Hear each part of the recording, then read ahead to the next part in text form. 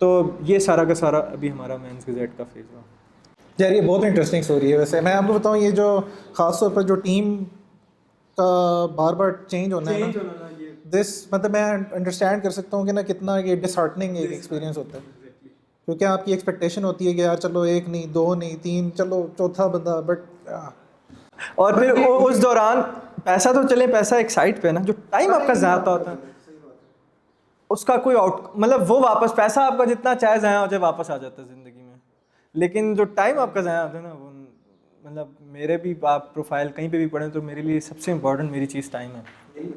Time नहीं ज़ाया करना चाहिए अपना।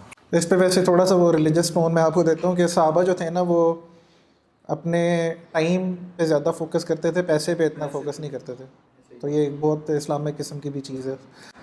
अच्छा, मेरी और अब्बा जी से बहस भी इसी बात पे हो जाती है। मैं टाइम पे फोकस करता हूँ, अब्बा जी पैसे पे फोकस करते हैं। तो मैं कहता हूँ नहीं मुझे टाइम बचाना है, नहीं मुझे पैसा बचाना है। तो हाँ, चीज़ें थोड़ी सी मुख्तलिफ हैं।